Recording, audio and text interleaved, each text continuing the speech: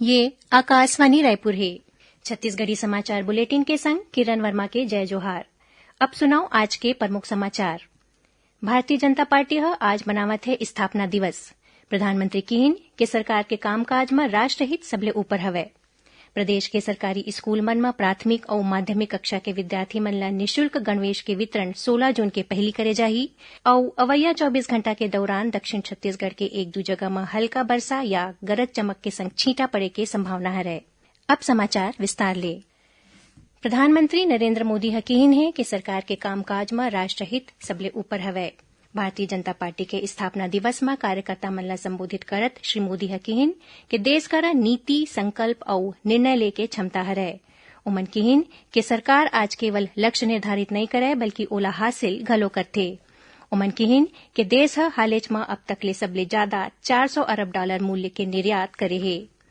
आज छत्तीसगढ़ में घलो प्रदेश भाजपा इकाई स्थापना दिवस में आने कार्यक्रम के आयोजन करिन। कुशाभाऊ ठाकरे परिसर स्थित पार्टी के प्रदेश कार्यालय में ध्वजारोहण के संग स्थापना दिवस मनाए गिस। एक कार्यक्रम में केंद्रीय इस्पात और ग्रामीण विकास राज्य मंत्री फग्गन सिंह कुलस्ते, भाजपा प्रदेश अध्यक्ष विष्णुदेव साय, पूर्व विधानसभा अध्यक्ष गौरीशंकर अग्रवाल समेत बड़का संख्या में भाजपा पदाधिकारी और कार्यकर्ता उपस्थित रहिन। ए मौका में श्री कुलस्ते कहिन कि भारतीय जनता पार्टी कार्यकर्ता मन के पार्टी हरै। संगे संग ओमन इहू कहिन कि पार्टी के संस्थापक सदस्य पंडित दीनदयाल उपाध्याय समेत दूसर प्रमुख नेता मन की सोच ला प्रधानमंत्री पूरा करिन है।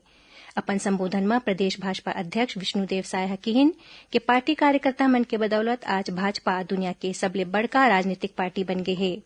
कार्यक्रम ला भाजपा के राष्ट्रीय उपाध्यक्ष और प्रदेश के पूर्व मुख्यमंत्री डॉक्टर रमन सिंह घलो संबोधित करिन।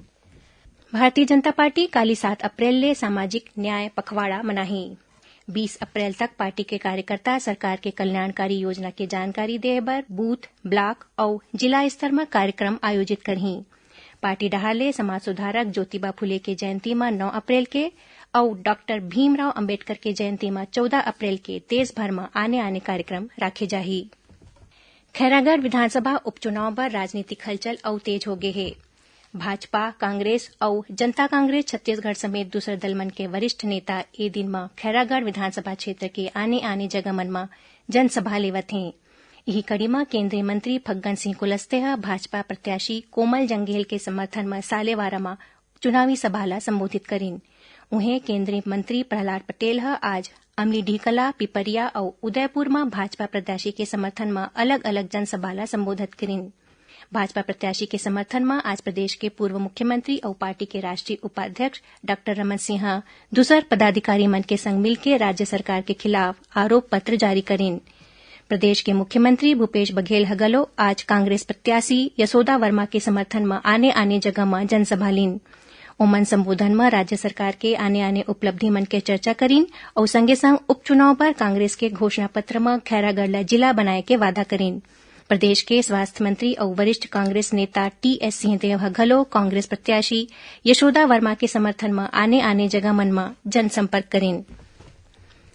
केंद्रीय खाद्य प्रसंस्करण और जल शक्ति राज्य मंत्री प्रहलाद सिंह पटेल कहे हैं कि देश के आने राज्य मन में प्रचलित स्थानीय खान पान के वस्तु मन के राशि और अंतर्राष्ट्रीय स्तर में बिक्री करे बर केंद्र सरकार विशेष प्रयास करत है ताकि भारत के पारंपरिक खान पान ला विश्व मंच में पहचान दिलाया जा सके। एखर बर स्थानीय खाद्य पदार्थ मन में वसा के मात्रा कम करे के संगे संग ओखर आकर्षक पैकेजिंग ऊपर घलो ध्यान दे जाथे। छत्तीसगढ़ के वन बहुल क्षेत्र में खाद्य प्रसंस्करण इकाई लगाए के सवाल में केंद्रीय मंत्री श्री पटेल कहिन कि छत्तीसगढ़ समेत देश भर में खाद्य प्रसंस्करण ले जुड़े करीब 24 लाख समूह काम करत हे। इदारी के बजट में 2 लाख समूह मन ला खाद्य प्रसंस्करण बर 10,000 करोड़ रुपया के प्रावधान करे गे हे। छत्तीसगढ़ी समाचार बुलेटिन आप मन आकाशवाणी रायपुर ले सुनत हो। छत्तीसगढ़ के खबर ले है आपके वास्ता और खबर के विश्वसनीयता ले है हमार वास्ता। आकाशवाणी समाचार रायपुर के प्रादेशिक समाचार बुलेटिन के संगे संग हमार समसामयिक कार्यक्रम आप रेडियो के संग अपन मोबाइल में घलो सुन सकत हो। आकाशवाणी समाचार फेसबुक, ट्विटर और यूट्यूब में घलो हावय। हमार फेसबुक पेज हरे Chhattisgarh news on AIR, Twitter handle CGAIR news और हमार यूट्यूब चैनल हरे छत्तीसगढ़ AIR न्यूज। तो अब रेडियो के संगे संग आपके मोबाइल के माध्यम ले हम आप तक पहुंचत हन। छत्तीसगढ़ के हर खबर पर सुनत रहो आकाशवाणी समाचार।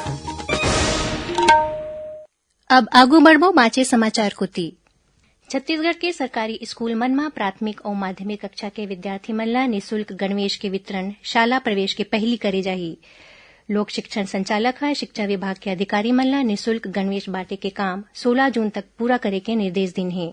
स्कूल शिक्षा विभाग के अनुसार राज्य के जम्मू सरकारी स्कूल मन के विद्यार्थी मन ला गर्मी की छुट्टी के पहली 15 जून तक गणवेश के 2 सेट उपलब्ध कराए जाही। उन्हें पंजीकृत मदरसा के विद्यार्थी मन ला 1 सेट दिवाए जाही।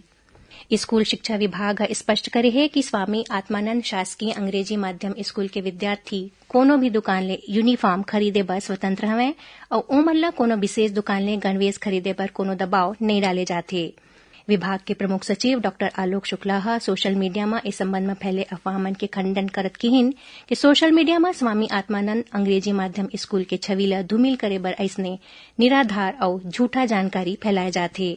प्रमुख सचिव जम्मू आत्मानंद अंग्रेजी माध्यम स्कूल के प्राचार्य मन ला अपन विद्यालय के सूचना पटल में ये सूचना प्रदर्शित करे बर किहिन जेमा स्पष्ट लिखे हो कि स्वामी आत्मानंद विद्यालय में कोनो भी विद्यार्थी ला कोनो विशेष दुकान ले यूनिफॉर्म खरीदे बर दबाव नहीं डाले जाए।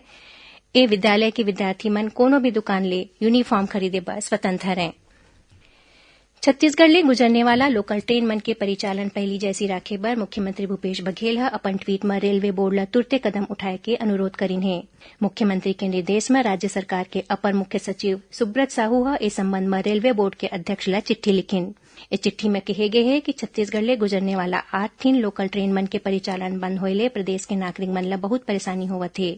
खासतौर में नवरात्रि पर्व के दौरान गाड़ी मन में ज्यादा भीड़ के सेती अउ बाढ़ गए है। अपर मुख्य सचिव पत्र में लिखे है कि प्रदेश में मध्यम और निम्न वर्ग के यात्री बहुत हवें जौन मन हरेक दिन ए लोकल ट्रेन ले यात्रा करथे।